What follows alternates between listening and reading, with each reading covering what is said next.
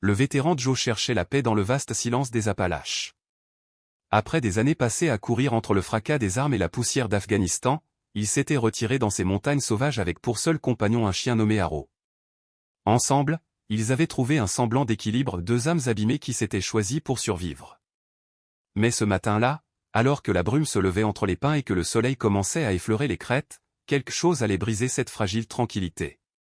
Arrow, habituellement docile et concentré pendant la chasse, s'immobilisa soudain, oreilles dressées, muscles tendus. Il ignora complètement la piste du gibier qu'il suivait, tira violemment sur la laisse, puis s'enfonça dans un ravin étroit, envahi de fougères et de ronces. Joe, intrigué, le suivit, se frayant un chemin à travers les branches. Ce qu'il découvrit au fond du ravin le laissa sans voix. Sous une épaisse couverture de lianes et de mousse reposait une carcasse d'acier, rongée par le temps. Une forme familière, sinistre, celle d'un hélicoptère Apache, écrasé depuis des décennies. Les pales tordues ressemblaient à des griffes rouillées, figées dans un dernier cri. Le monstre d'acier semblait sommeiller là, comme si la forêt elle-même avait voulu cacher sa présence, l'enfouir sous ses racines. Joe s'approcha lentement, le cœur battant. Ce n'était pas un simple accident, il le sentit, sans savoir pourquoi. Il venait de réveiller un secret mortel, et la paix qu'il avait tant cherchée venait de s'envoler. Une nouvelle chasse allait commencer, mais cette fois, c'était lui, la proie. Le soleil du matin franchissait les sommets des Appalaches, projetant de longues ombres fraîches sur la vallée où se dressait sa cabane. Une petite construction de bois et de pierre, simple mais solide, bâtie par des mains patientes. C'était à la fois un refuge et une prison volontaire, un lieu où Joe fuyait le monde sans jamais pouvoir fuir ses souvenirs. Il avait la quarantaine, grand, mince, avec la posture droite d'un homme formé par la rigueur militaire. Ses cheveux bruns, coupés courts, portaient déjà des mèches argentées sur les tempes, traces précoces des batailles intérieures qu'il livrait encore. Son visage, taillé à la serpe par le soleil et la fatigue, était adouci par ses yeux noisettes, profonds et mélancoliques. Des yeux qui avaient vu trop de choses et qui, parfois, se perdaient dans un horizon invisible. Ce matin-là, vêtu de sa chemise à carreaux bleu-gris et beige, d'un vieux t-shirt et d'un jean usé, il savourait son café sur le perron. À ses pieds, Arrow, un superbe berger allemand au pelage mêlé de gris ardoise et de blanc pur, reposait tranquillement. Ses yeux ambrés, pleins d'intelligence et de loyauté, scrutaient le visage de son maître, comme pour y déchiffrer ses pensées. Arrow n'était pas seulement un chien, il était le fil invisible qui reliait Joe à la vie. Depuis qu'il l'avait adopté au refuge, peu après sa démobilisation en 2019, il ne s'était plus quitté. Joe l'avait sauvé d'une cage froide, Arrow l'avait sauvé du vide. Ensemble, ils avaient trouvé une façon de tenir debout. Joe se pencha et caressa la tête du chien, ses doigts s'enfonçant dans la fourrure épaisse derrière les oreilles. « Doucement, mon grand » murmura-t-il d'une voix grave. « On regarde juste le soleil se lever. » Arrow battit doucement de la queue, un bruit régulier contre le bois du perron. Il sentait la tension de Joe, ce tremblement discret qui lui prenait parfois les mains, ses mâchoires qui se crispaient lorsqu'un souvenir le frappait sans prévenir. Dans ces moments-là, Arrow se blottissait contre lui, comme un ancrage vivant, rappelant à son maître que le présent existait encore. Après avoir fini son café, Joe se leva, s'étira d'un mouvement souple. « Allez, vieux frère, dit-il avec un demi-sourire. Voyons ce que la forêt nous réserve aujourd'hui. » Ces mots suffirent à éveiller chez Arrow une excitation joyeuse. Il bondit sur ses pattes, aboya doucement, le regard brillant. Partir en expédition dans les montagnes était leur rituel, un pèlerinage silencieux. Ce n'était pas seulement une chasse, mais une thérapie. Là-bas, dans le murmure des arbres et le craquement des branches, Joe parvenait parfois à apaiser le tumulte dans sa tête. À l'intérieur de la cabane, tout était organisé avec une précision presque militaire. Joe nettoya son fusil à verrou, vérifia les munitions, rangea les provisions sèches, la trousse de premier secours, la carte, la boussole. Chaque objet avait une place précise, chaque geste un but clair. Arrow l'observait, attentif, frôlant parfois sa main de son museau humide, comme pour rappeler sa présence. Lorsque tout fut prêt, Joe verrouilla la porte, jeta un dernier regard à sa modeste demeure, puis siffla doucement. Arrow l'attendait déjà à la lisière des bois. Ensemble, ils s'enfoncèrent dans la forêt, engloutis par la mer verte. Sous les grands chênes et les pins élancés, la lumière se faisait rare. L'air sentait la terre humide et les feuilles. Le silence n'était interrompu que par le froissement de leurs pas, le cri lointain d'un geai, ou le souffle du vent. Joe se sentait chez lui ici. Ce monde brut, indifférent, était celui qu'il comprenait. La survie, la vigilance, l'écoute, autant de réflexes qui n'avaient jamais quitté son corps. Mais son véritable guide, c'était Haro. L'animal percevait ce que lui ne voyait pas, le mouvement invisible d'un écureuil, la trace légère d'un cerf, ou l'odeur d'un danger à venir. Joe lui faisait confiance comme à un frère d'armes. À la tombée du jour, ils montèrent un camp près d'un ruisseau limpide. Joe installa un abri de fortune, alluma un petit feu contenu entre des pierres. Pendant ce temps, Haro patrouillait, museau au vent, oreilles dressées. Quand tout fut prêt, ils partagèrent un morceau de viande séchée au bord des flammes. Joe fixait le feu, hypnotisé par la danse des braises. Dans les craquements du bois, il entendait parfois d'autres bruits, les tirs, les explosions, les cris lointains. L'odeur du pain brûlé se mêlait dans sa mémoire à celle de la poudre et du sable. Ses mains tremblèrent légèrement. Haro, sentant le trouble, s'approcha et posa sa tête sous sa main. « Ça va, mon grand » murmura Joe d'une voix étranglée. « Grâce à toi, ça va toujours. » Il passa un bras autour de son compagnon, trouvant dans sa chaleur une paix fragile. Adossé à un grand chêne, il ferma les yeux, laissant la forêt le bercer. Pour la première fois depuis longtemps, il sentit le sommeil venir sans combat. L'aube suivante fut froide et pure. Une fine brume rampait sur le sol, transformant la forêt en un monde de fantômes. Le feu s'était éteint, ne laissant que des braises rougeoyantes. Haro était déjà réveillé, assis droit comme un soldat en garde. Sa respiration formait de petits nuages dans l'air glacé. Ses yeux d'ambre guettaient les ombres entre les troncs. Joe s'éveilla lentement, encore engourdi. Le silence avait quelque chose d'étrange ce matin-là. Pas un oiseau, pas un insecte. Même le vent semblait suspendu. Haro se redressa, grognement sourd dans la gorge. Son regard se tourna vers l'est, vers le ravin qu'ils avaient traversé la veille. Et c'est là, à quelques centaines de mètres, qu'un éclat de métal, dissimulé sous les fougères, capta la première lueur du jour. Ce qu'ils s'apprêtaient à découvrir allait changer leur destin à jamais. Le vétéran qui cherchait la paix venait d'ouvrir la porte d'un cauchemar endormi. Et dans le cœur des montagnes, la guerre, une fois encore, allait le retrouver. Dans le silence suspendu du matin, Joe et Haro quittèrent leur modeste campement après un maigre petit déjeuner de viande séchée froide et d'eau de ruisseau filtrée. Fidèle à son sens du devoir, Joe effaça toute trace de leur passage avant de reprendre la marche. La chasse reprit, méthodique et silencieuse.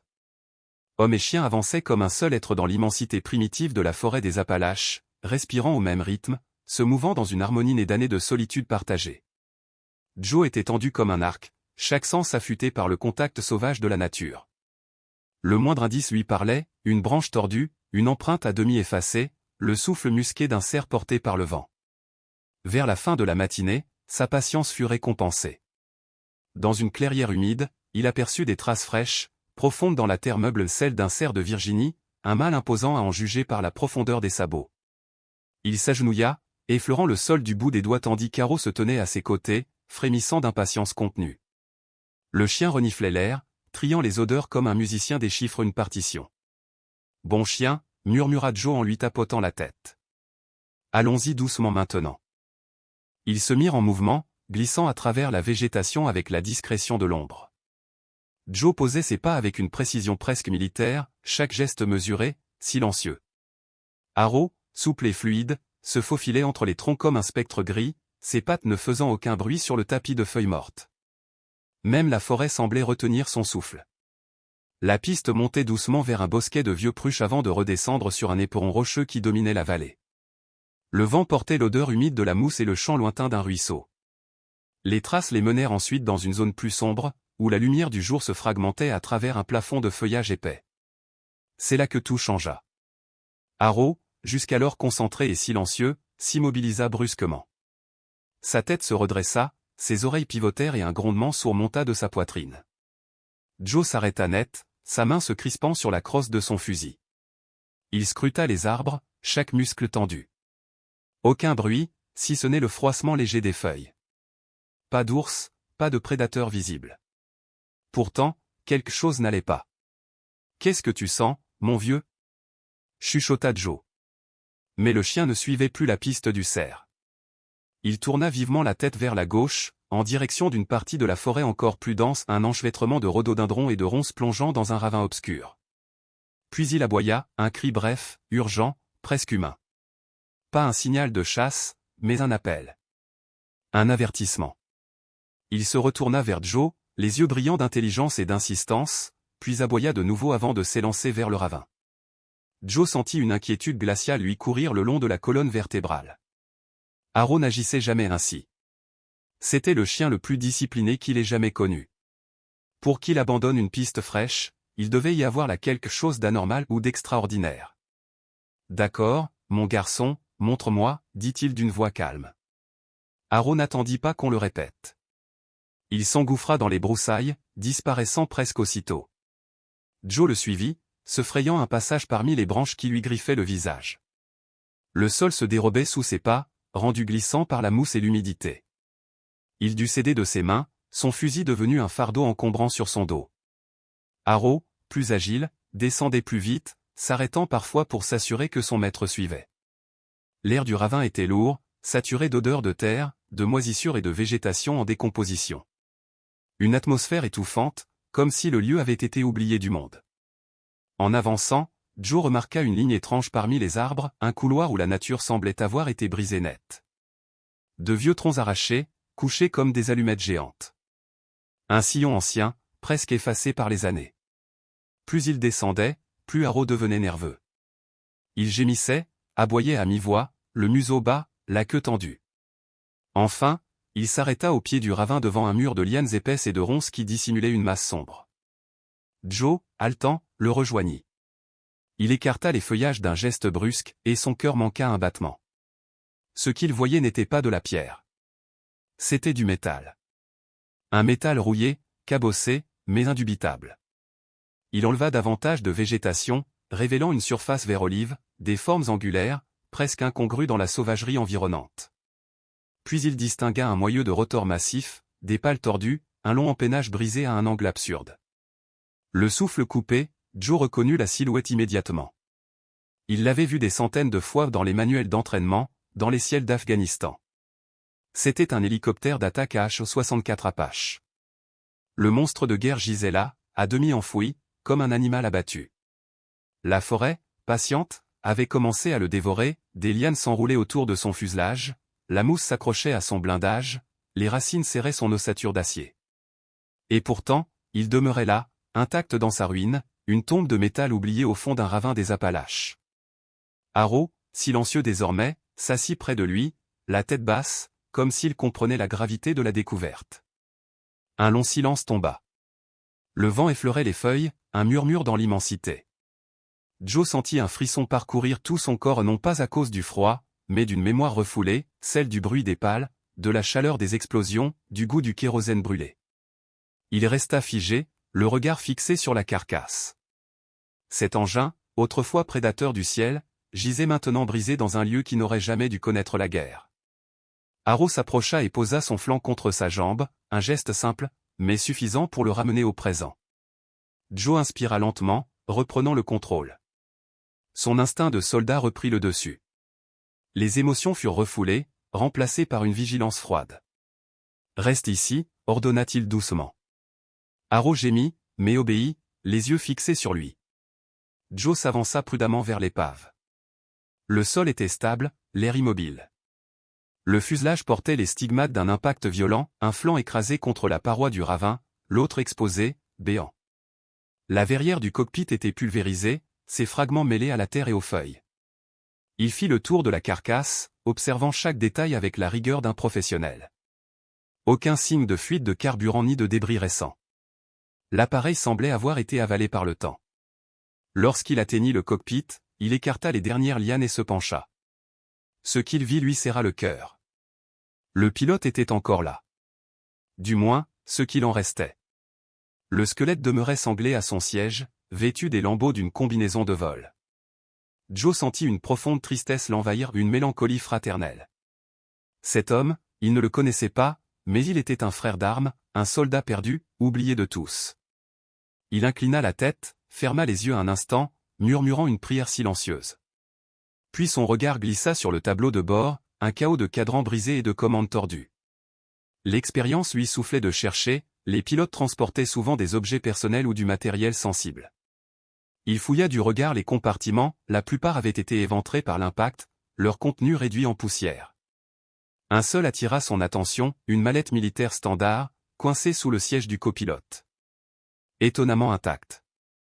Un cadenas à combinaison la scellait solidement.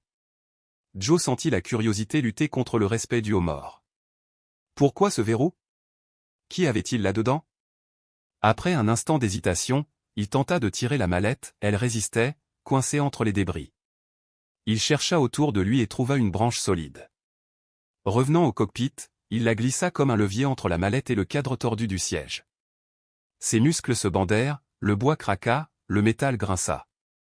Puis, dans un long gémissement de fer, la mallette céda et tomba lourdement sur le plancher. Joe la contempla un instant, haletant. La forêt autour de lui demeurait silencieuse, comme si elle attendait, elle aussi, la suite. Joe souleva la caisse hors de l'hélicoptère et la déposa sur un tapis de mousse humide. Elle était plus lourde qu'il ne l'avait imaginé. Le verrou ne présentait aucune faiblesse apparente, et il n'avait ni pince coupante ni l'intention de tirer dessus avec son fusil. Tandis qu'il réfléchissait à une solution, Haro, qui observait patiemment, se leva et s'approcha, ignorant complètement la caisse pour aller renifler avec insistance le cockpit ravagé. Il gémit, puis gratta nerveusement un panneau du plancher, près des pédales du gouvernail, un détail que Joe avait manqué. « Qu'est-ce qu'il y a, mon grand ?» « Laisse tomber, dit Joe distraitement. Mais Haro insista, aboyant d'un ton bas et déterminé, griffant le métal avec acharnement. Joe soupira. Son irritation céda la place à la confiance instinctive qu'il avait en son compagnon. Il posa la caisse au sol et revint vers le cockpit. En s'agenouillant, il examina l'endroit où le chien s'acharnait. Cela paraissait ordinaire, mais sous la pression de sa main, il sentit une légère flexion. Il sortit son couteau de chasse et glissa la lame sous le bord. Un petit compartiment, pas plus grand qu'un livre, s'ouvrit soudainement. À l'intérieur, niché dans une mousse protectrice, se trouvait non pas une arme ni un outil de survie, mais un disque dur militaire renforcé, enveloppé dans une pochette étanche. Le cœur de Joe accéléra. Ce genre d'équipement n'était pas standard. C'était quelque chose qu'on voulait cacher et garder en sécurité. Haro aboya de nouveau, cette fois avec un ton triomphant. Il avait trouvé quelque chose d'important. Joe souleva le disque dur avec précaution. La caisse verrouillée lui parut soudain insignifiante. Ce qu'il tenait dans ses mains avait un tout autre poids, celui d'un secret. Il leva les yeux vers le corps inerte du pilote, puis vers Haro, fidèle et vigilant. Leur paisible expédition de chasse venait de se transformer en quelque chose de bien plus sombre. Il venait de réveiller un fantôme, et il en tenait désormais l'héritage entre ses doigts. Le retour vers la cabane s'effectua dans un silence tendu. L'air semblait plus lourd, plus épais. Chaque craquement de branches, chaque bruissement de feuilles prenait une résonance inquiétante. Le disque dur, rangé dans le sac de Joe, pesait comme une menace invisible. Haro marchait tout près, le regard aux aguets, le corps tendu. Lui aussi semblait comprendre que ce qu'il transportait avait tout changé.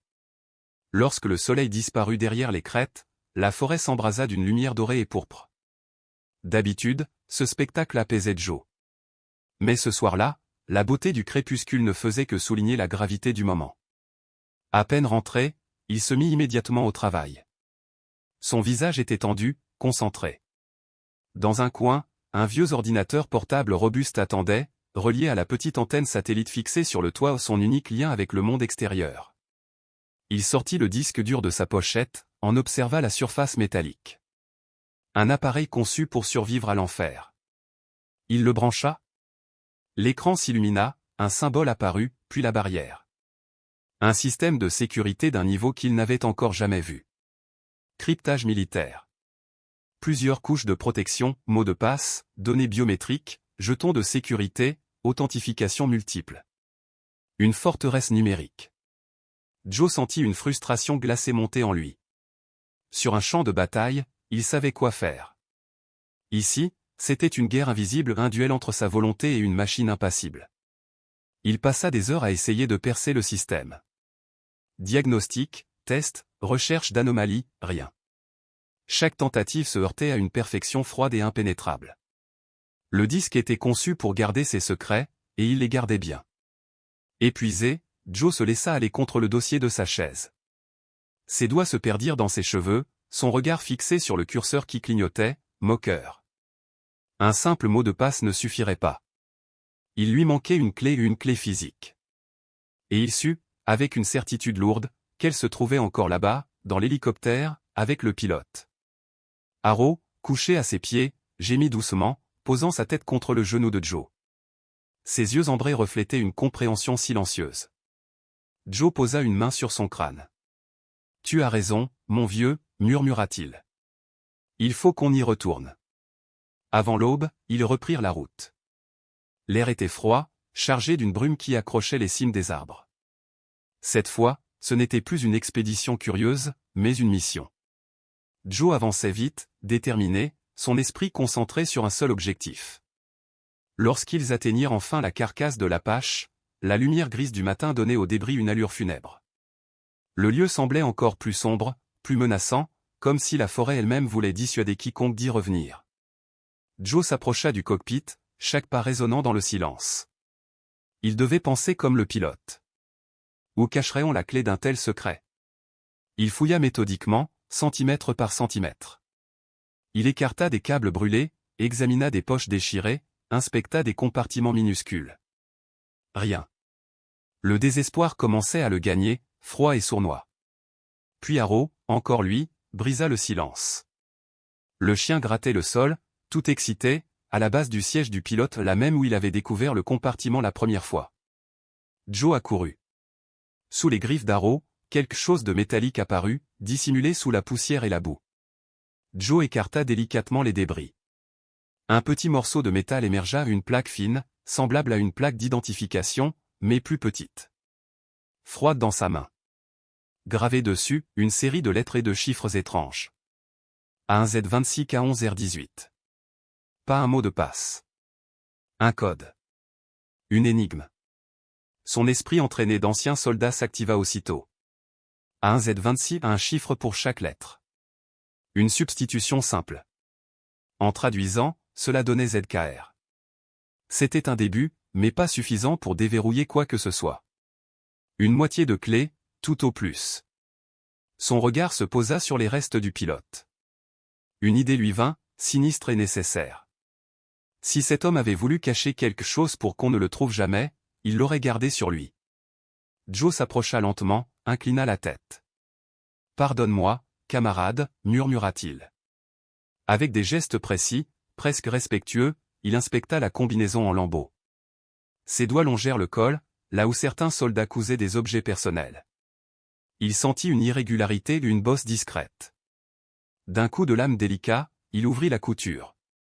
Entre ses doigts, il tira un mince ruban de polymère, semblable à un fragment de microfilm. Dessus, une simple date, 1er juillet 2019. Joe resta immobile un instant, observant les deux objets, la plaque métallique gravée et la bande translucide. Séparément, ils ne signifiaient rien. Ensemble, ils formaient peut-être la première clé. La combinaison d'un code et d'une date. Un message venu d'outre-tombe. Le retour vers la cabane se fit dans une tension presque palpable. Le vent s'était levé, soulevant les feuilles mortes en tourbillons éphémères. Chaque pas semblait résonner plus fort, comme si la forêt observait, silencieuse et attentive. Joe sentait le poids du sac sur ses épaules, mais c'était plus qu'un simple poids matériel. C'était celui d'un secret volé à la mort, celui d'un homme qui avait voulu protéger quelque chose au prix de sa vie. Quand ils franchirent le seuil de la cabane, la chaleur familière du poêle et l'odeur du bois brûlé n'apportèrent aucun réconfort. Joe déposa son sac sur la table, en sortit les deux objets. Le métal froid du tag, la légèreté presque fragile de la bande polymère. Arrow s'étendit à ses pieds, les yeux ouverts, vigilant, comme s'il savait que leur vie venait de basculer. Joe ouvrit son ordinateur, le ventilateur se mit à ronronner doucement. Il inséra de nouveau le disque dur. L'écran s'alluma, attendant. Dans la lumière tremblante du feu, les reflets du métal dansaient sur les murs. Joe inspira profondément. Il savait que ce qu'il allait découvrir pouvait tout changer et qu'une fois la vérité révélée, il ne pourrait plus faire marche arrière. La forêt dehors semblait retenir son souffle. Le monde s'apprêtait à lui livrer un secret qu'il n'avait jamais voulu trouver. Joe resta immobile, tendu comme un arc prêt à se rompre. Chaque muscle de son corps vibrait d'une énergie contenue, celle d'un chasseur qui sait que le moindre faux mouvement peut le condamner. Arrow, son fidèle compagnon, avait lui aussi perçu la gravité du moment, ses oreilles dressées, son regard fixe, il semblait comprendre que quelque chose d'irréversible était sur le point de se produire. Joe inspira profondément, ses doigts suspendus au-dessus du clavier de l'ordinateur portable récupéré dans l'épave. Devant lui, 2 indices semblaient détenir la clé du mystère, les lettres ZKR et une date, 1er juillet 2019. Le code, peut-être. Le mot de passe qui ouvrirait enfin la vérité. Il tenta la combinaison la plus logique, les lettres suivies des chiffres, sans espace, sans tiret. ZKR 07012019. Il appuya sur Entrée. Pendant un battement de cœur, rien ne se produisit. Le curseur clignotait, insolent, sur l'interface de sécurité, comme pour se moquer de lui. Un goût amer monta dans sa gorge, la déception se mêla à la frustration. Puis, un clic à peine audible. L'écran changea. Le labyrinthe de code disparut, remplacé par un simple répertoire de fichiers, net, ordonné. Il avait réussi. Un immense soulagement l'envahit, si violent qu'il en eut le vertige. Il avait franchi la première porte. « Bon chien, Arrow » murmura-t-il d'une voix rauque. « On l'a fait. » Le répertoire était organisé avec une précision militaire. Des dossiers portaient des noms sobres, Manifeste, COS, Logistique, Intel. Les mains légèrement tremblantes, Joe ouvrit le premier, un manifeste d'expédition. Il lut quelques lignes, et son sang se glaça. Le document ne mentionnait pas de vieux équipements mis au rebut, comme il s'y attendait. Non. C'était un inventaire d'armes ultramodernes, des missiles solaires, des fusils de précision dernier cri, des dispositifs de communication cryptés. Des armes de guerre de pointe. Leur destination officielle, une base militaire américaine en Allemagne. Mais les codes de routage, les protocoles de transfert, tout était faux. Des documents falsifiés avec un soin méticuleux. Quelqu'un, quelque part, utilisait l'armée américaine pour couvrir une opération clandestine. Le cœur battant, Joe passa au dossier COS. À l'intérieur, des enregistrements audio chiffrés. Il trouva une clé de décryptage dans un fichier texte séparé et lança le programme. Une voix de femme s'éleva dans le silence de la cabane, froide, claire, autoritaire. Elle parlait en langage codé, mais le sens ne faisait aucun doute, il s'agissait de négociations, de prix, de livraison, et d'un mot terrible, plausible deniability. L'homme à l'autre bout avait un accent d'Europe de l'Est. Un acheteur. Joe sentit ses tripes se tordre. Il ouvrit le dernier dossier, Intel, qui ne contenait qu'un seul fichier vidéo protégé par mot de passe. Le mot de passe, il le connaissait déjà, Weber, le nom du pilote dont il avait retrouvé la combinaison déchirée près de l'épave. La vidéo se lança. Une image granuleuse, une pièce luxueuse. Un bureau de verre, un panorama urbain en arrière-plan. La femme des enregistrements était là, assise, droite, impeccable. La cinquantaine élégante, les traits durs, les yeux d'un acier impitoyable. Sur le bureau, une plaque, Isabella Reed CEO, Aegis Tactical Solutions. Joe sentit son estomac se contracter. Aegis Tactical. Le nom résonnait comme une gifle. C'était l'un des plus grands entrepreneurs militaires privés du monde, une machine tentaculaire mêlant argent, pouvoir et politique. Dans la vidéo, Reed négociait un contrat. Les mêmes armes, les mêmes numéros de série. Mais cette fois, il n'y avait aucun doute, elle vendait des armes américaines à un réseau terroriste connu, responsable de la mort de soldats américains. Ses frères d'armes. Joe eut la nausée. Ce qu'il venait de découvrir dépassait tout ce qu'il aurait pu imaginer. Ce n'était pas seulement un crime, c'était une trahison absolue, un marché conclu avec le sang des siens. Le pilote Weber avait dû découvrir la vérité et tenter de la révéler. Et il en était mort. Joe ne savait pas, ne pouvait pas savoir, que la clé qu'il venait de percer était un piège. Au moment même où il avait franchi le premier pare-feu, un minuscule programme enfoui dans les lignes de code s'était activé. Invisible. Silencieux. Il avait envoyé un unique signal à travers le réseau satellite, une impulsion infime contenant une seule donnée ou l'adresse IP de la cabane isolée dans les montagnes. Leur repère venait d'être trahi. Les jours suivants se transformèrent en un brouillard d'angoisse. Joe ne dormait presque plus, ne mangeait qu'à peine. Chaque craquement du bois, chaque souffle du vent lui faisait tendre l'oreille. Il ne pouvait prévenir personne, l'influence de Reed s'étendait partout. Les autorités? Compromises. Les médias? Achetables. Il était seul. Seul avec un secret trop lourd, un poison qui le coupait du monde. Harrow, d'ordinaire si calme, avait changé. Le chien passait des heures à faire le tour du périmètre, les sens en alerte. Parfois, il se figeait net au bord des bois, les oreilles tendues, le museau frémissant. Un grondement sourd montait de sa poitrine, et le poil de son dos se hérissait. Joe sentait la peur revenir, primitive, instinctive. Celle qu'il croyait avoir laissée derrière lui sur les champs de bataille. Le 3e jour, il était dehors, en train de fendre du bois, quand Harrow se figea brusquement. Le chien leva le museau vers le ciel et aboya une fois, sec, comme un coup de feu. « Qu'est-ce qu'il y a, mon grand » murmura Joe, suivant son regard. Rien. Rien d'autre que l'azur immense, vide et pur. Puis, il le vit. Un point sombre, minuscule, presque invisible dans la lumière du jour. Il se déplaçait sans bruit, avec une fluidité inhumaine. Un drone. Un frisson glacé parcourut Joe. Ce n'était pas un jouet d'amateur, ni un appareil du service forestier. C'était un modèle militaire. Un œil dans le ciel. Un chasseur. Ils étaient découverts. Joe et Harrow restèrent immobiles dans la clairière, minuscules face à l'immensité du ciel, fixant ce point noir suspendu au-dessus d'eux comme une étoile maléfique. Après un long moment, le drone s'éloigna, disparaissant à l'horizon. Mais le message était clair, ils n'étaient plus seuls. Leur refuge n'était plus sûr. La panique tenta de l'envahir, froide, acide, prête à l'étrangler. Mais son instinct de soldat prit le dessus. « Tu es un marine », se répéta-t-il. « Tu n'as pas peur. Tu évalues. Tu t'adaptes.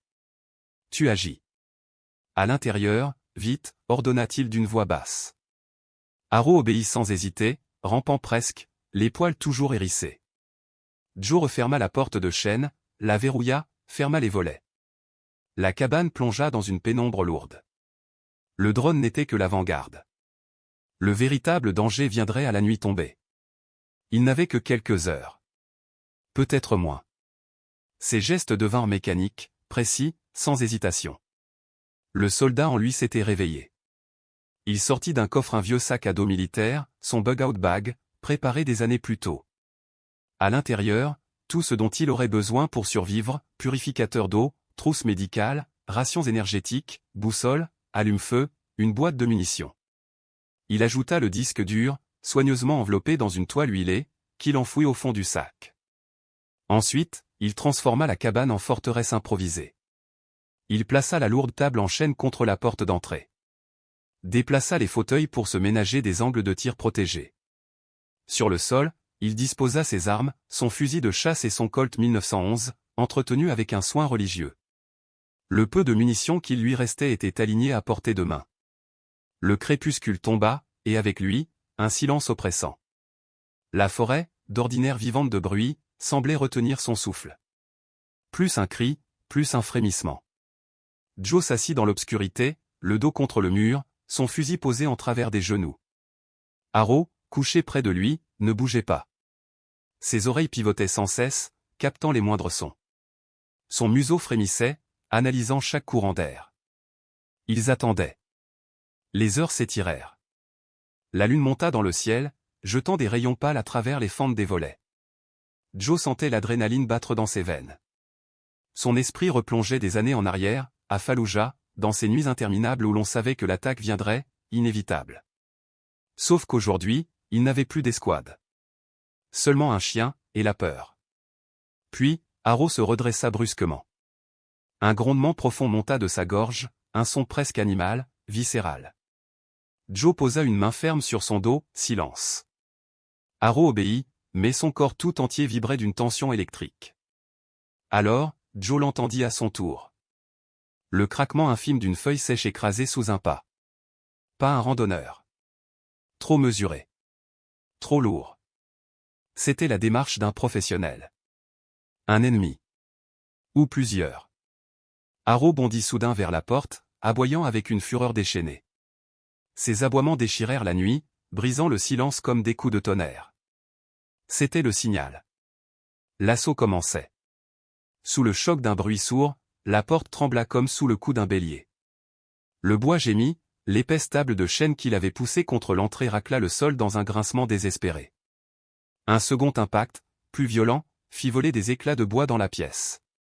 Presque au même instant, le fracas du verre brisé retentit du côté de la fenêtre, la crosse d'un fusil venait de traverser le volet.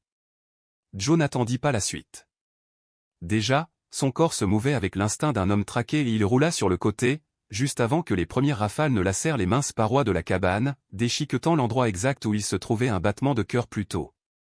Il leva son propre fusil, visa l'ouverture noire de la fenêtre fracassée et tira 2 coups précis. Un cri bref, dehors, confirma qu'il avait atteint sa cible. Mais il savait que ce combat n'était pas le sien. Ils étaient nombreux, organisés, équipés de lunettes nocturnes et d'armes automatiques.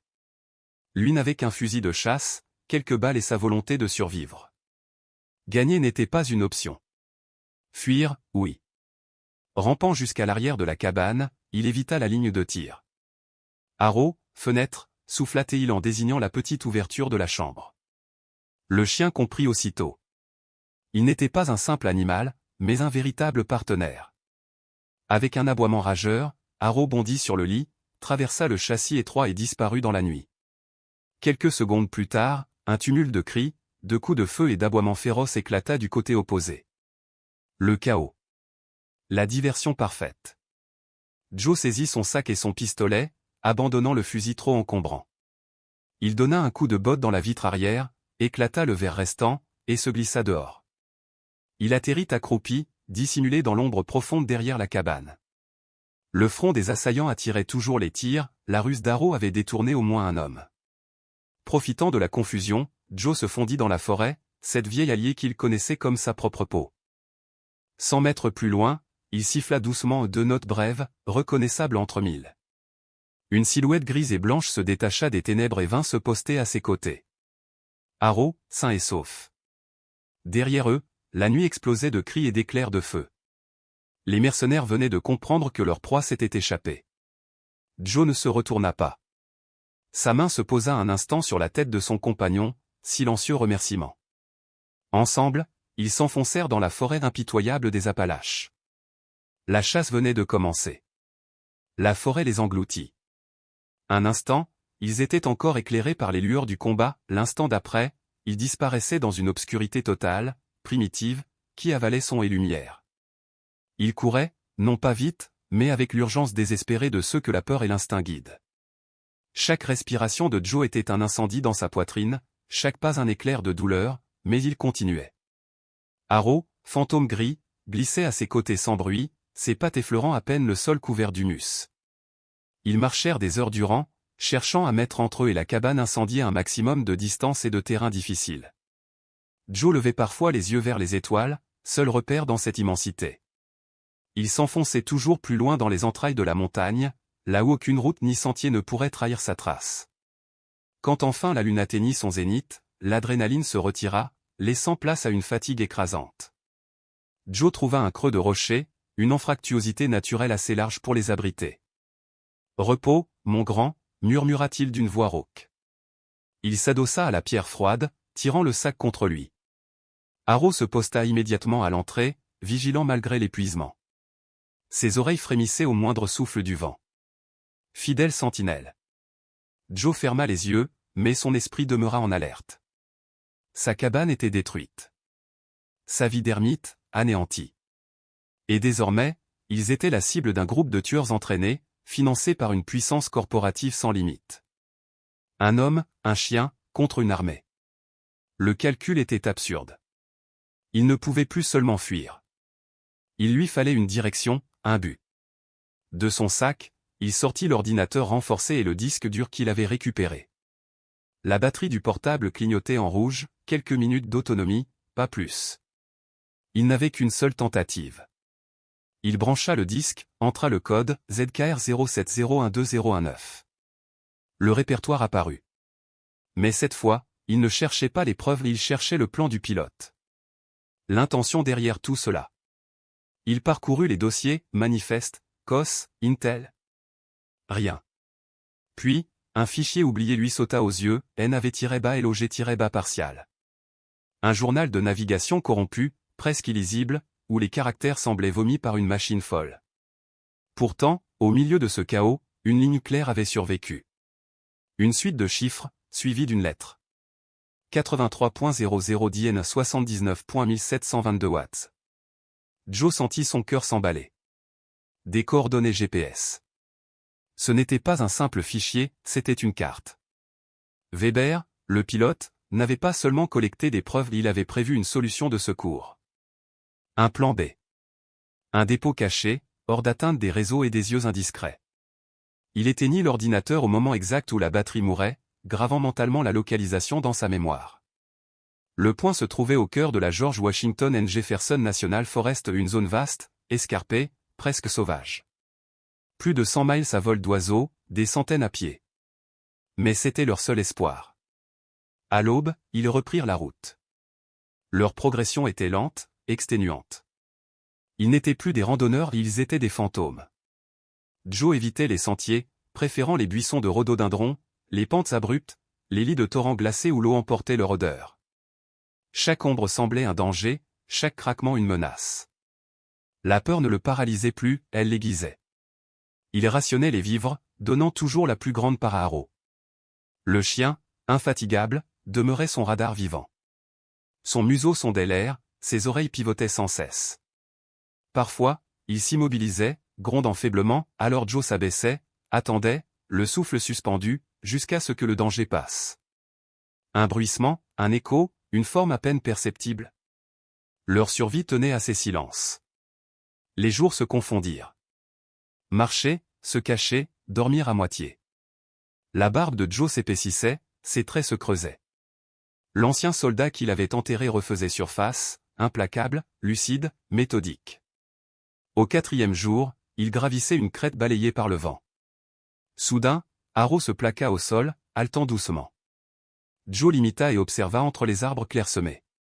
Dans la vallée, une piste de terre serpentait. 2 quads noirs y avançaient lentement, soulevant des nuages de poussière. 4 hommes, vêtus de noir, casque et fusil d'assaut en main. L'un d'eux tenait un appareil, un détecteur thermique, sans doute. Il scannait la forêt. Joe sentit la morsure glacée de la peur dans sa poitrine. Ils étaient sur leurs traces. Il posa la main sur la nuque d'Arrow, le chien demeura immobile, muscles tendus, prêt à bondir. Les moteurs s'éloignèrent peu à peu, avalés par la vallée. Joe expira, lentement. Leur fuite venait à peine de commencer, et déjà, la traque se resserrait. Mais désormais, il n'était plus seulement un homme qui fuyait. Il suivait un cap, une promesse. Au bout de ces montagnes, quelque part dans l'immensité du territoire, l'attendait peut-être la vérité ou la mort. Et dans le silence grandiose des Appalaches, entre la peur et l'espérance, Joe continua à marcher, son ombre se fondant dans celle de son chien, 2 âmes obstinées défiant la nuit. Sous la lueur blafarde d'un ciel de montagne, Joe sentit la peur le gagner. Un bourdonnement étrange déchirait le silence, un détecteur, balayant la vallée, cherchant des formes de vie. Ce n'était plus une simple fuite, c'était une traque. Ils n'avaient pas abandonné après l'assaut de la cabane, ils étaient toujours là, méthodiques, implacables. Allongés dans la boue froide, Joe et Arrow restèrent immobiles pendant près d'1 heure, enfouis sous la terre et les ombres, le souffle suspendu. Lorsqu'enfin le bruit s'éloigna, englouti par les montagnes, Joe sentit une vérité glaciale se graver dans sa chair, il n'était plus seulement en lutte contre la nature sauvage, mais contre un ennemi qui ne reculerait devant rien. Cette nuit-là, blotti sous un bosquet de pins, la fatigue et la peur pesant sur leurs épaules, Joe leva les yeux vers son compagnon. Arrow, la tête posée sur ses pattes, restait éveillé, les oreilles dressées, la vigilance incarnée. Le chien avait sauvé sa vie plus d'une fois, sans jamais hésiter, sans jamais douter. Joe tendit la main et caressa doucement sa tête. Dans ce geste silencieux, une promesse passa entre eux, celle de ne pas abandonner, de rester ensemble jusqu'au bout, quoi qu'il en coûte. Il ignorait s'il survivrait à ce cauchemar, ou si ce qu'il cherchait aurait la moindre importance. Mais alors qu'il contemplait l'horizon et une mer infinie de montagnes aux crêtes noyées dans la brume, il sut qu'il n'avait plus le choix, il devait aller jusqu'au bout, honorer le sacrifice du pilote, découvrir la vérité. 2 jours encore. 48 heures de marche acharnée, de faim tenace, de sommeil arraché par bribes et de douleurs qui s'enracinaient dans les os. L'incident sur la crête avait tout changé, ils n'étaient plus des fugitifs en route vers un but, mais des proies traquées. Désormais, ils voyageaient de nuit, couverts par les ténèbres, et se cachaient le jour dans les replis les plus inaccessibles de la forêt. Joe avançait en suivant son instinct, ce compas intérieur affûté par des années de navigation terrestre. Le terrain devenait plus abrupt, la forêt plus dense, l'air plus lourd, saturé d'odeurs de mousse et de terre ancienne. Puis, un matin, après 7 jours de fuite, un grondement lointain leur parvint. Ce n'était ni le vent ni une bête, un rugissement sourd, continu, puissant. De l'eau, murmura Joe d'une voix rauque. On y est presque, mon grand. Il donna à Haro le dernier morceau de viande séchée. Le chien l'engloutit sans un bruit, ses forces aussi épuisées que celles de son maître. Pourtant, le son de l'eau sembla ranimer en eux une étincelle d'énergie. Ils marchèrent encore 1 heure, suivant ce grondement devenu tonnerre, jusqu'à ce qu'ils débouchent, haletants, d'un épais rideau de lauriers de montagne. Ce qu'ils virent alors les cloua sur place. Devant eux, une chute d'eau colossale se jetait du haut d'une falaise abrupte, une muraille liquide d'une centaine de mètres, écumante et blanche, qui s'écrasait dans un bassin d'un vert profond. L'air vibrait sous la force de l'eau, une brume fine s'élevait comme un voile d'argent. Joe resta un instant pétrifié, hypnotisé par la beauté sauvage du lieu. C'était là. Il en était sûr. Mais où se trouvait l'entrée? Les coordonnées étaient précises, et pourtant le décor offrait 1000 cachettes possibles. Une grotte dissimulée derrière une cascade, cliché de film d'espionnage, mais terriblement efficace. Pendant près d'1 heure, Joe et Haro inspectèrent les environs. Le roc, luisant de mousse et de pluie, rendait chaque pas périlleux. C'est finalement Haro qui la découvrit. Malgré l'épuisement, le chien reniflait le pied de la falaise, juste à droite du flot principal. Soudain, il se mit à gémir doucement, grattant frénétiquement un mur de végétation humide. Joe écarta les fougères et la mousse dégoulinante, révélant une fente sombre dans la roche si étroite qu'il faudrait s'y faufiler de côté. Un souffle d'air froid s'en échappa, chargé d'odeurs de pierres mouillées et de terre ancienne. Bon chien, souffla Joe, la gorge serrée. Voyons ce que Weber nous a laissé. Il sortit une petite lampe de sa besace, le faisceau blafard perça la pénombre comme une lame fragile. La grotte n'était pas vaste, une chambre unique, creusée par le temps, où le rugissement de la cascade résonnait comme le battement d'un cœur. Au centre, posé sur un rocher plat et sec, se trouvait un caisson noir à coque rigide, un modèle militaire Pélican, étanche et indestructible. Les mains tremblantes, Joe s'agenouilla et ouvrit les loquets métalliques. Le couvercle céda dans un déclic étouffé. À l'intérieur, soigneusement rangé dans une mousse de protection, reposait l'héritage du pilote. D'un côté, une pile de documents, chaque feuille scellée dans une pochette imperméable, des manifestes falsifiés, des transcriptions de communication, des mémos internes signés de la main même d'Isabella Reed. La preuve matérielle, incontestable, d'une trahison d'État. De l'autre côté, une petite carte mémoire blindée, semblable à celle que Joe portait depuis le crash, mais étiquetée « Vidéo aux preuves ». Sous la carte, un dernier objet, une enveloppe scellée sous vide. Joe la prit avec précaution et l'ouvrit. À l'intérieur, une carte pliée et une lettre manuscrite, écrite d'une main ferme et ordonnée. Si tu lis ceci, c'est que je suis déjà mort. Reed a découvert ce que je faisais. Le crash n'était pas un accident. Ne fais confiance ni à l'agence, ni au commandement militaire, son réseau est partout. Le seul homme en qui j'ai foi est un journaliste nommé Ben Carter. J'ai caché un téléphone satellite pour lui dans une ancienne mine de charbon, appelée la gueule de la veuve. L'emplacement est marqué sur la carte. Il existe un passage souterrain à partir de cette grotte, menant directement à la mine. C'est ta seule issue. Que Dieu te garde. Capitaine Weber. Joe sentit un frisson lui parcourir l'échine. Une échappatoire, un contact de confiance, un plan méticuleusement préparé par un homme condamné. Tout s'imbriquait. Le pilote avait prévu chaque détail, anticipé jusqu'à l'inévitable. Il déplia la carte, la gueule de la veuve se trouvait à plusieurs kilomètres, au cœur d'un réseau de tunnels oubliés. Absorbé par la lecture, Joe ne remarqua pas d'abord le changement d'attitude de son compagnon. Haro, jusque-là couché près de l'entrée, se redressa soudain, le corps tendu comme un arc. Un grondement sourd monta de sa gorge, plus profond, plus féroce que tout ce que Joe lui connaissait. Le chien fixait non pas la cascade, mais la fissure par laquelle ils étaient entrés. Le sang de Joe se glaça. Il tendit l'oreille. Au milieu du fracas de l'eau, un autre bruit se fit entendre, un frottement métallique, discret, étouffé. Le raclement d'une botte contre la pierre. Il les avait retrouvés. Les mercenaires étaient là, dehors, bloquant l'unique issue. Joe leva les yeux vers Arrow, puis vers le caisson ouvert et la carte tremblante entre ses doigts. Il comprit, ils étaient piégés. Devant eux, la gueule béante du tunnel souterrain, derrière, la mort qui approchait. Il n'y avait qu'une seule voie possible. Sans réfléchir davantage, Joe vida le contenu du caisson dans son sac, documents, cartes mémoire, notes et plans. Le reste, trop encombrant, fut abandonné sur place. Par ici, Arrow. Chuchota Teil, la voix à peine audible dans le vacarme de la chute d'eau. La lampe vacilla dans sa main. Il la ralluma, un mince filet de lumière tranchant la nuit compacte du passage. Sans un regard en arrière, il s'engouffra dans le tunnel, son souffle mêlé au grondement de la cascade. Arrow le suivit, silencieux et fidèle, son ombre collée à la sienne, tandis que derrière eux, les chasseurs entraient dans la grotte et que la montagne refermait sur eux le lourd secret du capitaine Weber. Une pression rassurante contre sa jambe accompagna leur plongée dans la gorge de la montagne.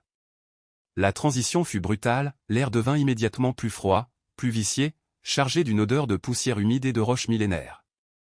Un silence si profond pesait autour d'eux qu'il en devenait presque tangible. Le fracas de la cascade s'éloigna, remplacé par le martèlement affolé de leur propre cœur et par le lent, inexorable tic-tac de gouttes d'eau s'échappant des entrailles du rocher. Ils avaient pénétré la gueule de la veuve. Au début, le passage semblait naturel, étroit et bas, contraignant Joe à se voûter. Mais, bientôt, la main de l'homme transforma le paysage, le tunnel devint un conduit creusé par des mains et soutenu par des poutres de bois putréfiées. C'était le seuil d'un labyrinthe. Les galeries se divisaient, bifurquaient, créant une topographie confuse d'ouvertures noires, autant de bouches muettes menant vers nulle part et partout à la fois. La carte plastifiée qu'ils tenaient était leur unique balise, mais dans l'obscurité quasi totale elle perdait de sa valeur, les lignes et les annotations se dissolvaient dans l'ombre. Pour économiser la batterie de la lampe, Joe l'éteignit et se laissa happer par une obscurité totale. Sa main glissa sur la paroi froide et humide, il avançait pas à pas, pieds cherchant l'appui, genoux heurtant des roches invisibles. Alors que l'air lui semblait déjà assez hostile, le véritable danger commença, des voix lointaines, étouffées, vinrent rebondir sur la pierre et se perdre dans les corridors, puis des faisceaux blancs et aveuglants de puissantes lampes tactiques balayèrent la noirceur. Son cœur tambourinait dans sa poitrine, ils approchaient. Ce n'était plus une poursuite ordinaire dans la forêt qu'il connaissait par cœur, c'était une chasse dans un tombeau souterrain, un monde étranger où les règles changeaient, la vue devenait un luxe et le son, une trahison. Heureusement, Joe disposait d'un avantage que ses poursuivants n'avaient pas, Arrow. Le chien se mouvait avec une assurance presque surnaturelle dans l'obscurité. Privé des repères visuels, ses sens étaient multipliés, l'odorat, l'ouïe, le toucher, et il devint pour Joe des yeux et des oreilles. Il se pressa contre la jambe gauche de son maître, la queue basse, émettant un gémissement presque inaudible, il sentait quelque chose que l'homme ne percevait pas. Joe se figea, chaque muscle tendu comme une corde. Arrow le poussa du museau, insistant, vers un petit couloir effondré sur leur droite. Confiant dans l'instinct du chien, il changea de direction. Quelques secondes plus tard, deux faisceaux traversèrent l'espace où il venait d'être. Le jeu du chat et de la souris atteignait son paroxysme. Les mercenaires, professionnels, avaient scindé leurs forces pour surveiller les artères principales de la mine, mais la gueule de la veuve était une toile chaotique d'innombrables petites galeries oubliées. Arrow, museau collé au sol, oreilles dressées, les guida à travers ce réseau secret. Le chien détectait les moindres variations de courant d'air, percevait le crissement léger d'un gravier sous une botte à 100 mètres. Il était une boussole vivante, une carte en mouvement, et pour une heure entière ils tournèrent, se glissèrent et se faufilèrent, toujours un souffle devant les lampes balayant l'obscurité. Mais Joe savait qu'il ne pouvait pas fuir indéfiniment. Il fallait riposter. Transformer la nuit, qui les emprisonnait, en une arme. Il trouva une jonction de 4 galeries, l'endroit idéal pour tendre une embuscade. Il dégaina son pistolet, le froid du métal dans sa main fut un réconfort austère et posa la paume sur le dos d'Arrow. Le chien resta immobile, tête inclinée, écoute attentive. Un bruit rythmique s'éleva de la galerie de gauche, des pas mesurés, calculés, un seul homme venait. Le soldat enfoui dans Joe, le sergent Miller du 1er bataillon de reconnaissance, reprit le dessus sur l'homme reclus. Il s'installa dans l'ombre profonde d'un boyau latéral, affermissant l'arme à 2 mains. Arrow se coucha, une ombre silencieuse aux pieds de son maître. Les pas se rapprochèrent, un faisceau précéda le mercenaire, révélant les parois humides. L'homme entra dans la jonction, balayant d'un mouvement mécanique son fusil d'un bord à l'autre. Quand son dos se présenta une fraction de seconde, infime Joe bondit. Il n'émit aucun coup de feu, le bruit aurait trahi leur cachette aux autres. En lieu et place, il frappa le mercenaire à la base du crâne avec la crosse de son pistolet. L'homme tomba, s'effondra sans bruit. Joe le traîna dans l'ombre, lui arracha son équipement avec des gestes sûrs et rapides, un M4 équipé d'un silencieux, 3 chargeurs, une radio. Mais le trésor le plus précieux fut une paire de lunettes de vision nocturne. Joe les ceignit, les abaissa et, sous un souffle, le monde se métamorphosa, une mer d'un vert spectral apparut, granuleuse, révélant chaque caillou, chaque poutre pourrie, chaque goutte d'eau scintillant sur la paroi. Puis il regarda Haro, les yeux du chien luisaient comme deux lunes pâles.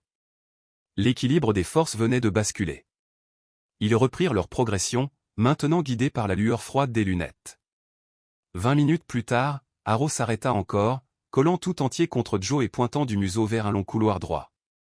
À l'extrémité, à près de 200 mètres, un mercenaire était posté, agenouillé derrière un chariot minier effondré, jouant l'écouteur. Joe échafauda un plan. Il désigna pour Haro un boyau parallèle et murmura « Fais le tour. Fais du bruit. » Le chien sembla comprendre et glissa silencieusement dans le passage latéral. Joe posa le M4 sur un amas de gravats pour stabiliser la visée et attendit, chaque muscle tendu. Après un instant qui lui parut une éternité, un aboiement sec retentit loin, à gauche du mercenaire, suivi du fracas de pierres qui roulèrent. L'homme sursauta, pivota, son arme cherchant la source. C'était l'ouverture qui l'attendait. Joe expira lentement, appuya sur la détente et laissa partir une seule rafale subsonique. Le tir, étouffé par le silencieux, fut un faible bruit perdu dans l'immensité muette de la mine. Le mercenaire s'affaissa, sa lampe s'éteignit. 2 d'entre eux étaient neutralisés. Joe rechargua avec des gestes fluides, précis, comme s'il accomplissait une chorégraphie mémorisée. Il siffla doucement et Haro revint, émergeant de l'ombre, trottant à la place habituelle à ses pieds. Homme et chien se tenaient maintenant dans le vert fantomatique, dans un silence qui pesait plus lourd que la pénombre elle-même. Ils n'étaient plus les proies, ils étaient les chasseurs, et le labyrinthe était devenu leur territoire. Sur la radio capturée, Joe colla l'oreille. Il tendit l'appareil contre son tympan, respirant peu, filtrant consciemment le goutte à goutte de l'eau et le grincement des poutres anciennes. Longtemps, il n'entendit que du souffle statique. Puis une voix s'engouffra, froide, contrôlée, rongée d'une fureur contenue, Kilo Sierra, rapport. Silence. Puis, plus tranchant, Kilo Sierra, état.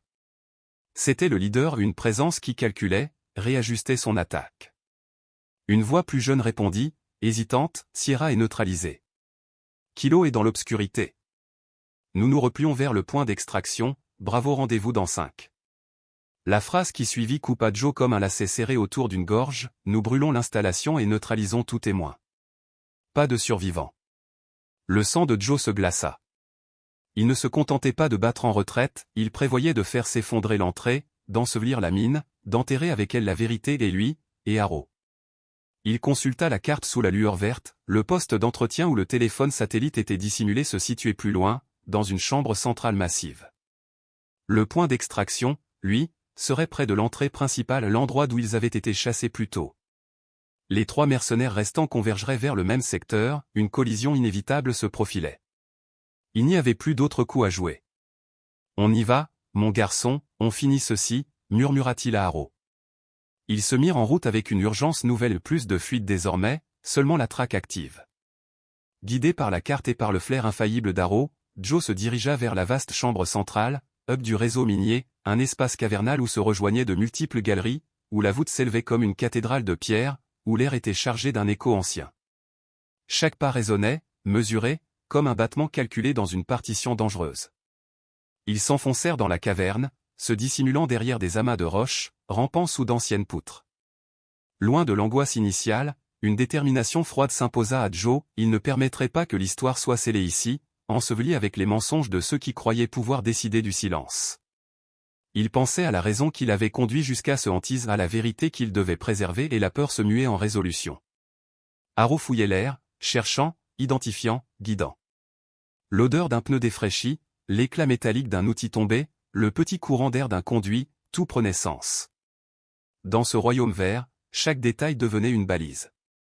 Ensemble, ils se préparèrent à l'ultime affrontement, pas pour la vengeance, mais pour la survie, pour la justice, pour déterrer la vérité qui menaçait d'être condamnée au silence sous des tonnes de pierres.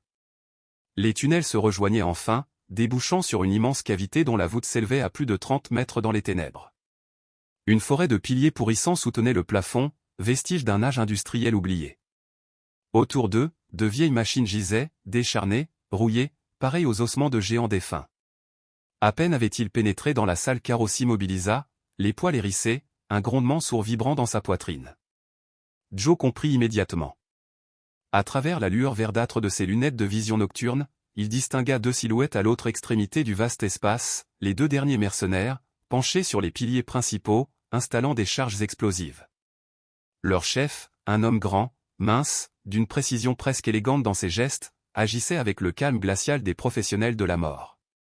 L'autre, plus jeune, tremblait, maladroit avec les fils électriques qu'il essayait de connecter. C'était le moment ou jamais. Joe leva son M4, prit une longue inspiration, visa. Mais l'homme au sang-froid était trop habile, presque inhumainement intuitif, il se retourna brusquement, comme s'il avait senti la menace derrière lui. « Contact !» cria-t-il. Le monde explosa dans un rugissement de feu. Les rafales de balles hurlèrent dans la chambre souterraine, ricochant sur le métal, allumant des gerbes d'étincelles à quelques centimètres du visage de Joe. Il se jeta derrière un immense engrenage rouillé. Aro, plaqué contre le sol, grognait, prêt à bondir. Les échos de la fusillade rebondissaient contre les parois, multipliant le vacarme jusqu'à le rendre presque irréel. Les mercenaires se déployèrent, utilisant les piliers comme couverture, avançant en un mouvement coordonné pour l'encercler. Joe venait d'être pris dans un piège parfait, le mouvement du pince. Il riposta, ses tirs étouffés répondant aux détonations tonitruantes de leurs fusils. Il savait qu'il n'avait aucune chance en puissance de feu, tout dépendait de la ruse et du temps. Jetant un coup d'œil rapide autour du bloc de métal, il vit le plus jeune tenter de le contourner par la gauche. Joe tira, une courte rafale qui le repoussa derrière une poutre, mais c'était une diversion, le chef s'était déjà déplacé sur la droite, approchant à une vitesse terrifiante. Joe pivota, tenta d'ajuster sa visée. Trop tard. Dans le halo vert, la silhouette sombre du tueur se dressait déjà devant lui. Il vit l'éclair du canon avant d'entendre le coup de feu. Une douleur fulgurante, blanche, le traversa de l'épaule au flanc, le choc le projeta en arrière. Son arme tomba dans un fracas métallique. La brûlure dans son bras le fit halter, il tenta de bouger, mais rien ne répondait. Devant lui, le mercenaire s'approchait, fusil pointé sur sa tête, prêt à tirer le dernier coup. Et soudain, l'ombre à ses côtés explosa. Ce ne fut pas un aboiement, mais un cri primal, un rugissement d'instinct et d'amour pur. Aro jaillit, 65 livres de muscles et de rage, et percuta le tueur de plein fouet. L'homme hurla, sa voix se brisant dans l'écho de la caverne alors que les mâchoires du chien se refermaient sur son bras armé. L'arme s'envola, glissa au sol dans un bruit de ferraille. Ils roulèrent ensemble, un amas de chair, de griffes et de violence. Le mercenaire tenta désespérément d'atteindre son arme de poing, mais Aro ne lui en laissa pas le temps. Le berger allemand secouait la tête de droite à gauche avec une force bestiale, chaque muscle tendu par l'instinct de protéger son maître. Joe, le souffle court, vit sa chance. D'une main tremblante, il attrapa son pistolet de secours, visa la silhouette du second mercenaire, celui qui, paniqué, braquait déjà son fusil sur le chien. 2 détonations sèches résonnèrent. L'homme s'effondra sans un mot. Joe se redressa, chancelant, la vision brouillée par la douleur et l'adrénaline. Le chef, blessé, tentait de ramper vers son fusil tombé quelques mètres plus loin. Joe leva son arme. « Ne bouge pas », dit-il d'une voix éraillée. Le silence tomba, lourd et vibrant. Le mercenaire s'immobilisa, leva lentement les mains. Devant lui, Aro, le poil hérissé, restait en position, un grondement profond roulant dans sa gorge, prêt à bondir à nouveau. Le combat était terminé. Joe saisit des colliers de serrage dans le sac du mercenaire et ligota solidement le prisonnier. Ensuite, il s'agenouilla auprès d'Aro, passa ses doigts tremblants sur le pelage gris et blanc du chien. Pas une égratignure. Il sentit son cœur se desserrer pour la première fois depuis des jours. Puis, mordant la douleur, il banda sommairement son épaule. En suivant le plan du pilote tombé, ils atteignirent un ancien poste de maintenance, une petite pièce en brique cachée au fond du dédale. Là, dans une vieille boîte à outils rongée par la rouille, ils trouvèrent ce qu'ils cherchaient, le téléphone satellite mentionné dans la note. Joe le brancha. Un bip retentit, un signal venu de l'espace lointain. Ses doigts tremblaient de fièvre et d'épuisement tandis qu'il composait un numéro. « Carter », dit-il d'une voix haletante. « Vous ne me connaissez pas. Je m'appelle Joe Miller. J'étais un ami du capitaine Thomas Weber. J'ai tout, les manifestes, les communications, une vidéo. Je vous envoie tout, maintenant. » Il transmit les fichiers, puis resta là, tête baissée, les yeux clos. Pour la première fois depuis 10 ans, Joe Miller demanda de l'aide. Le soleil aveuglant éclata sur eux quand, 2 jours plus tard, une unité tactique du FBI, guidée par les informations du journaliste et la balise GPS du téléphone, les extirpa enfin de la gueule de la veuve. Joe, épuisé, tenait Haro contre lui comme on tiendrait un frère. L'histoire fit l'effet d'un raz-de-marée. Les preuves étaient irréfutables. À l'aube, Isabella Reed fut arrêtée dans sa luxueuse propriété de Virginie. Son empire financier s'effondra, entraînant dans sa chute un réseau entier d'officiels corrompus. Le capitaine Weber reçut à titre posthume la Distinguished Service Cross. Son nom, enfin, fut lavé, son sacrifice, reconnu. Les mois passèrent. L'automne repeignit les Appalaches d'or et de cramoisi. Là où s'élevait autrefois la cabane calcinée, une nouvelle maison de bois s'était dressée, bâtie grâce à l'aide du gouvernement et de la famille Weber. De la cheminée montait une fine colonne de fumée. Sur le porche, Joe était assis, une tasse de café fumant dans sa main valide. Son épaule guérissait lentement. Son visage avait changé, les ombres qui hantaient son regard s'étaient dissipées, remplacées par une paix profonde, presque sacrée. Haro, allongé à ses pieds, reposait la tête sur ses pattes, le pelage luisant sous le soleil d'après-midi. Il leva les yeux vers Joe, puis poussa doucement son museau contre sa main. Joe sourit. Un vrai sourire, rare et sincère. Ils avaient traversé l'enfer, affronté la noirceur des hommes et de la montagne, et en étaient sortis vivants. Dans le silence des hauteurs, parmi les échos du passé, ils avaient trouvé leur foyer. Dans les moments les plus calmes comme dans les tempêtes les plus furieuses, c'est souvent la fidélité d'un ami, silencieuse et indestructible, qui nous permet de continuer à avancer. Le lien entre Joe et Haro rappelait cette vérité simple et bouleversante, l'amour inconditionnel n'a pas besoin de mots. Si leur histoire de courage et de loyauté vous a touché, rejoignez notre communauté. Chaque partage, chaque commentaire, chaque soutien aide à faire vivre ces récits et à leur trouver un foyer dans le cœur d'autres âmes. Une nouvelle aventure vous attend, juste à portée de clic. Nous espérons vous y retrouver.